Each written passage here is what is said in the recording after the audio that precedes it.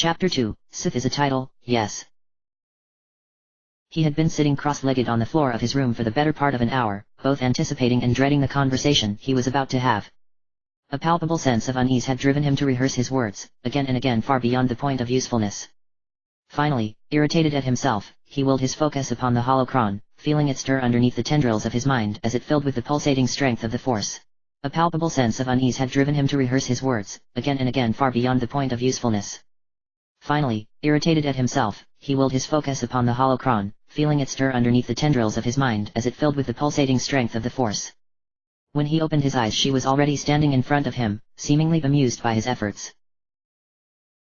It never stopped feeling strange to have her appear like this, a conglomeration of light whose movements were accompanied by static and mechanical whirring coming from the holocron, a machine, and yet undeniably human.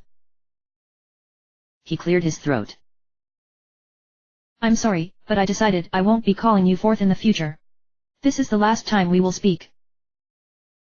The words were difficult to form in spite of the times he rehearsed them. He raised his gaze to look her in the eyes, imagining he would see a face brimming with anger. Instead, he saw eyebrows raised quizzically without emotion. Is that so, my Padawan? I am not your Padawan, he replied quickly. Do not mistake me, he continued more calmly after a moment's pause. I am grateful for everything you have done for me. But I do not want to follow down the path you lead. He paused again. I promise to put you back where I found you soon enough. It will be some weeks before I can request leave from my master. She smiled wearily. All my efforts to corrupt you, then, have been for nothing. He glared at her. Very well, then, let us be serious. What will you do now? Will you become an earnest Padawan for your master? Yes, Noval said. Yes, I will. He had been mulling it over in his mind over the past weeks and had decided there was much to admire in Master Nimbo. He was not the most perceptive of the Jedi, true, but his heart was noble and he was brimming with self-sacrifice. Noval should consider himself fortunate to be apprenticed with him. And what is it, exactly, that you imagine you will learn? How to become more proficient at waving a lightsaber? That and other things, he said. You mock, but my master has accomplished much. Have you learned nothing from me indeed? Her voice was 1 part disappointment to 10 parts scorn. If you are to truly understand, you need the contrast, not adherence to a single idea. The Jedi Code does not give all the answers. He shook his head. I will not be turning to the teachings of the Sith. The Sith is a belief, an idea, nothing more, she replied quietly, and there is great value in it as long as you hold both Jedi and Sith for what they are, pieces of a whole. There was some truth in what she said, and yet it was a teaching he had to cast aside. He had followed her guidance dutifully over the past months. By day he was one of his master's most devoted Padawans, and by night he took instructions from her, whispering back and forth in the privacy of his chambers. He had quickly grown strong in the Force, much more than he had any right to be, and in many ways his abilities already exceeded those of his masters. But there had been portents of trouble from the start. Though he believed her when she told him that she was not Sith, the frank admiration she displayed for the Sith Lords of old disturbed him.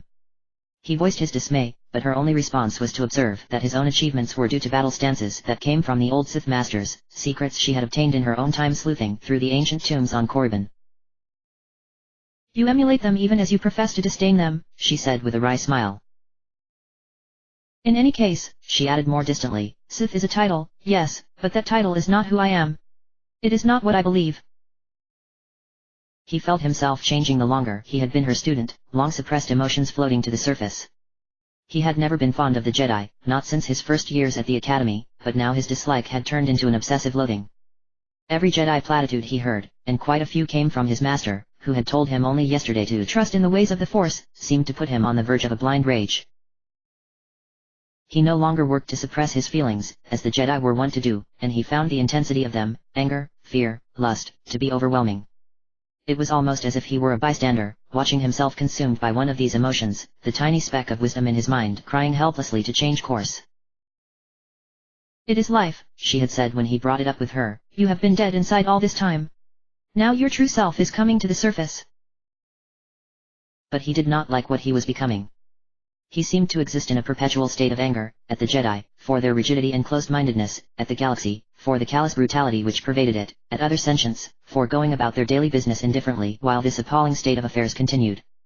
He found himself laying awake at night, nearly consumed by anger and impotent frustration, concocting selfing fantasies of saving the universe from itself.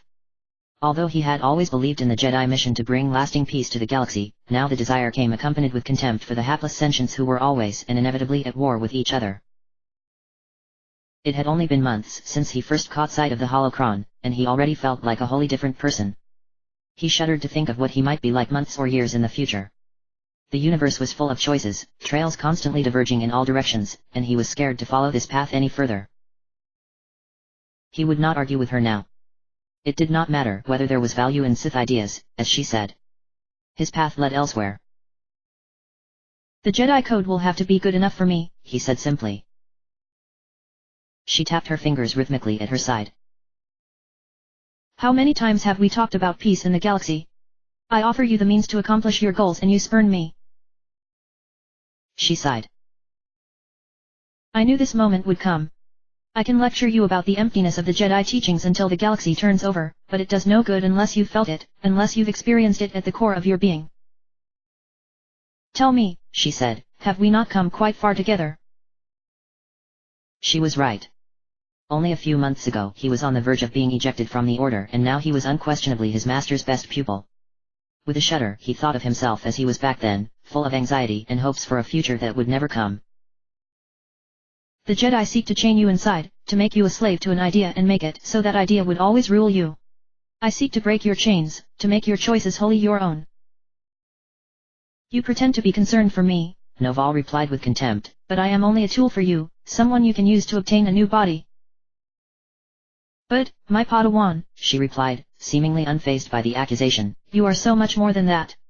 You must realize I have grand plans for you. A shame they will never come to pass. Well, then, she said, looking stern now, go on and make another attempt with the Jedi.